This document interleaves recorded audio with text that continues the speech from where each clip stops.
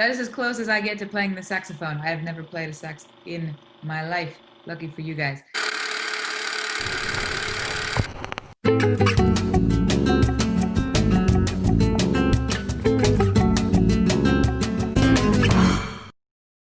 Welcome back to the Metropolitan Culture Corner. I'm happy to be here. I'm always happy to be here because I get the opportunity to speak to some of Barcelona's most incredible people. Barcelona Metropolitan has been around for like 20 something years. They support the local scene and they keep us informed on what's going on the international stage. And yeah, I'm just so happy to have the opportunity to sit down with you all once a month. Speaking of local talent combined with the international stage, our guest this month is Dani Nel.lo, and he's an iconic figure on the local scene. You can recognize him with his cool suits and his sax case by his side at all times. He participates in benefit concerts, he plays local clubs, but he is also an international rock star, and I do not use that term lightly. The best way that I can think of to describe this man is una máquina, an expression in Spanish which means a machine. He just doesn't stop, can't stop, won't stop.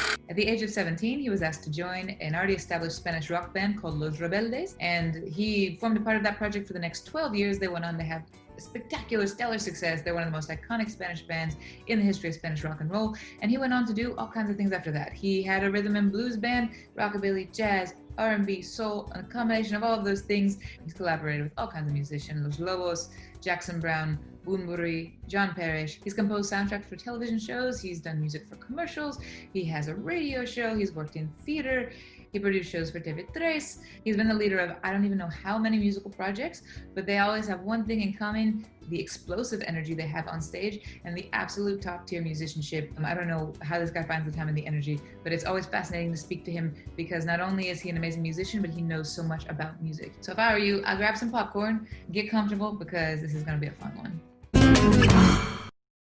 When you are in the studio, you are in a limbo, with the door closed and music, great sound, good friends, and good musicians. That's the best. You can experiment. It's fantastic. It's like very close to cooking. When the musicians have the studio, you have all ingredients in the board, no? And you start to a little bit of this, a little bit of that. And I like to do different things. My radio show, producing, all these things. I'm in contact total with the music, but it's not going to Galicia. You have to administrar las fuerzas. Hello, thank you for joining us today. I appreciate it. I know you're very busy. Welcome. There's so many things that you have done in your professional life, but I wanted to start at the beginning. I know you started playing professionally when you were 17, but before all that, how did you start playing music at all? Why did you pick up the saxophone? I listen a lot of records from my parents. They used to listen jazz, blues, Beatles, Stones, Dylan, Joan Baez, and classical music, and I love it. I think at 12, I bought my first guitar. It was a Spanish guitar, and I'll try to learn some chords, Beatles songs, Elvis songs. Then I discovered rockabilly and rock and roll from the 50s, and I like it very much. I've tried to emulate all these people. Before that, I have classical education in school here, classical methods, nothing special. I try it with flute, with piano, but no, I don't like. When I really started was with the guitar, learned by myself, But at 15, a friend of mine me dejó un clarinete, clarinet, and I started to try with the clarinet. Was okay, but a guy with a pompadour and want to be Elvis with a clarinet doesn't work. So I asked another friend for an alto sax, and I'll try with an alto sax, and that's different. The power of the sax, I don't know, it was an instant love with the sound and the vibration of the reed on my mouth, with the mouthpiece, the vibration of the instrument in my hands, and it sounds super loud and I like it very much. So I started to play with the records with Louis Jordan, Bill Haley, some rhythm and blues. So I did transition the alto to the tenor, and the tenor was wow, this is serious, more low frequencies, more power, no? And I love it. So one day Carlos Segarra from Los Rebeldes in the 80s called me and told me, hey Danny, you want to try with us? We need a sax player. I say, well, yeah, but I started 2 years ago. I'm a little bit clumsy in my sound. "Ah, doesn't matter, you come." I suppose I did it well. No, not so much technical, but a lot of attitude. So I started to play with Los Rebeldes in May of 1985, with 17 years old. For 11 years, I was playing with the band. I quit the band around 97. I started my solo work. It's called Nel.lo y la banda El Zoco. Rock and roll with a little bit of Latin touch. Me singing and playing the saxophone. I like it, but the voice is not my instrument. Definitely. My instrument is the saxophone. If you went from 2 years of playing in your house, with your records, to suddenly touring with a very successful band, I mean, what did that teach you as a musician? Because you basically learned on the road, right? Yeah, I went to Taller de Músics here in Barcelona, but so slow for my necessity, I was playing with some local bands, but yeah, it was super fast. And my first gigs, I guess, eran una mierda. But little by little, I started to learn. And from, I think, 88 or 89, apart from Los Rebeldes, from this band, I started to play in clubs, rhythm and blues, soul, jazz, scene here in Barcelona. And this is different. You play in small places, you have the people right there, 1 or 2 meters, So every note you play, you can see the face, like, the expression, the result of your music, From that moment, when I left the band, I decided to do instrumental music. You said you tried singing, with Nel.lo and la Banda del Zoco, and then later you had Sandur, Le Noir, which were these very famous blues guys. What was the thing that made you decide, I really want to focus more on this jazz and blues sound? Were you always a fan of jazz and blues, or did you just find this combination of musicians in this particular band? I guess I found a good company in these bands like Tandori Lenoir, who helped me to learn to express myself with the saxophone. And I always like to compose from the late 80s for theater, advertising, or jingles, TV series, and I like it very much. Because when you compose for theater, for example, you write things that you never write for yourself, for your project, The period when you were writing for the productions for the Factoria Escénica Internacional, there was lots of very, very different base material, like Greek mythology, Shakespeare. I mean, how is that different as a creative person to not necessarily write for your project, but also write for someone else with Shakespeare as a base? What's the difference in the approach for you? Yeah, you have to get into the play, the text, be very close with the vision of the director. Not just the text, the spirit of the play, What the dramaturg try to express with this. It's very interesting to do it, because it's like como disfrazarse, To disguise yourself. Yeah. So I enjoy it very much. At one point in 2009, at the same time I was working with the theater, I started a band called Los Mambo Jambo. It's a 4-piece band. We play some rhythm and blues, rock and roll instrumentals, very high energy. We start to play and we have success very fast. We start to play in Europe, and then we went to Mexico, we went to Brazil, and last year we celebrated the 10th anniversary of Los Mambo Jambo, and you can say it's my big project now. We are composing now, and so we are writing and practicing for when we can, after this mess, we're gonna record a whole album. I'm very lucky to find these colleagues, these musicians, Ivan Kovacevic on bass, and Anthony All on drums, and Dani Nel.lo on guitar. We are like brothers, man. We understand each other very well. How is it different if you, for example, are working on composing a piece for a commercial, or you just playing around with ideas, or you're working with Mambo Jambo? I mean, what is the difference for you when you're composing with this group versus the other things you do? I mean, it's like when you write a letter to a friend or an institution or your father, or, you write different. I mean, you have to be very open. One thing is, I like to listen very different music. Hard rock from the 70s, acoustic music from India, whatever, You have to be open, and then you have to use it, I'm a kind of, not thief, but when you compose, you have to get into your influences. In the tradition of sax players, if you hear, I don't know, Brett Price or King Curtis, they play what they listened before, and transform to a new thing. No, so we have to do the same thing. I mean, I listen King Curtis or all these sax players that I like. I'm not trying to imitate. It's like una carrera de relevos. In English, you'd say it's like a relay race where somebody passes the baton on to the next. Yeah, that's the thing. That's the idea. So composing the same. You have to evoke images, sensations, worlds, situations, the scenes, you know. That's what I try to do with a melody and rhythm. You have different, like painters have the la paleta, the palette. Yeah.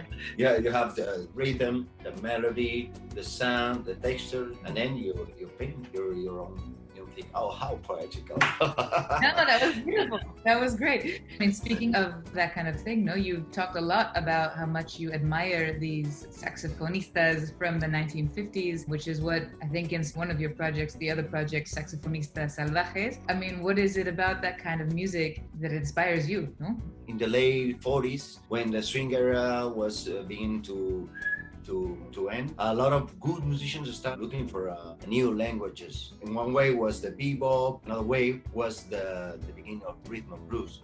People like Illinois Jacket or Buddy Tate or Ernest Cobb tried to do a new language, a little bit raw, direct for the people.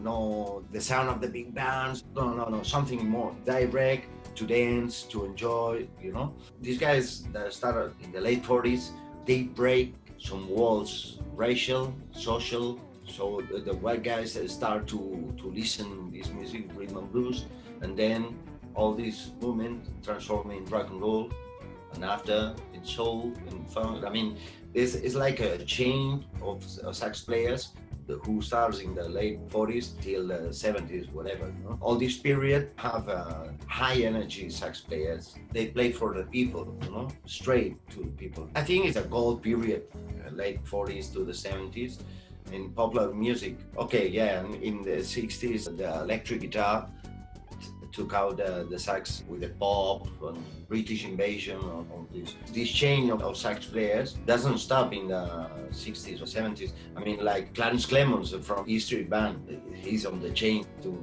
History keeps continuing, no? Yeah. So with these records, with the Saxofonistas Salvajes, I'll try to show some of these compositions played now with a contemporary vision, contemporary sound, with a personal arrangement. Not try to copy exactly. It doesn't make sense to copy exactly a song in the 50s. No? With these records, if some people are getting to this kind of music or getting to these sax players that I play, I'm happy. After some gig, a young kid with 14 or 15 years said, "Hey, I listened to your record, and then I discovered Lee Allen. This guy, he's amazing." You say, yeah, I'm happy. That's a good reason to record all this stuff. Apart from being a musician who's a leader of many, many projects, you also have a radio show, Jazz Watutsi, and it doesn't seem like you ever get bored, no? Because it seems like you, for example, once you have Mambo Jambo, which is working great, then you decide to add 16 more musicians and expand it to make it an orchestra, no?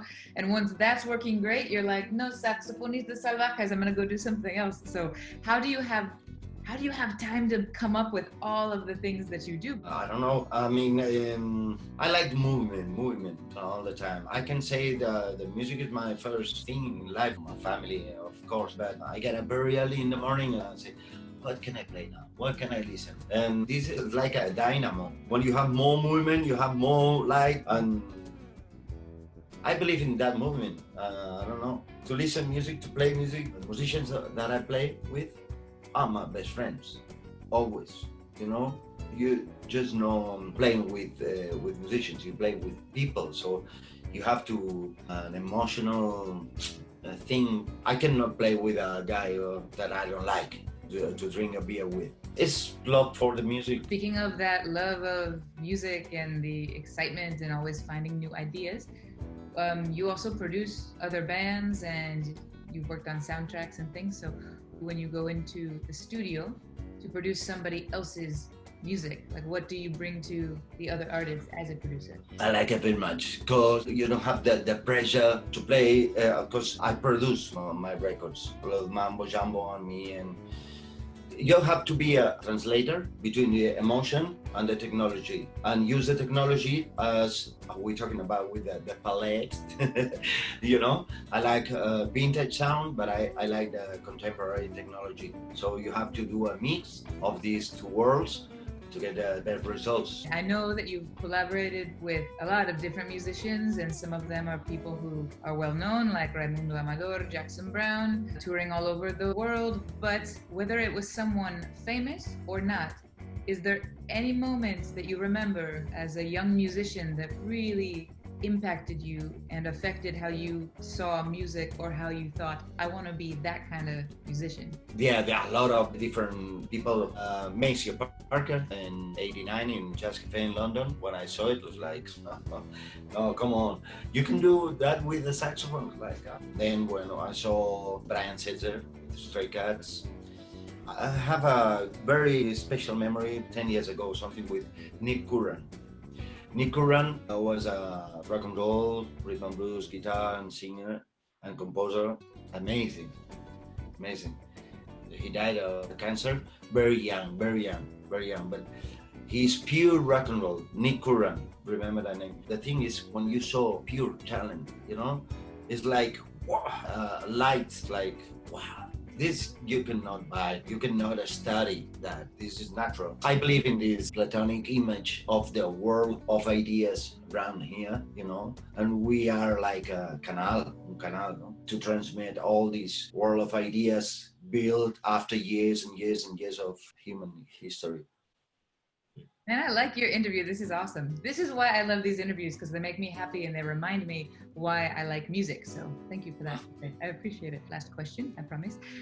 What was it like the past weekend playing the last show in Rock Sound? Because we, as a city, just lost this great sala, this great venue that's a small venue, but it's really supported a lot of different kinds of musicians over the years. So I just wanted to ask, what was that like to be there for the last concert? We have a very bad tradition here in Barcelona. We don't take care of the clubs. I mean the city. After years and years of bad politic direction for the clubs and the salas, it's a mess. The last gig was emotional. A lot of good friends to say goodbye to the club.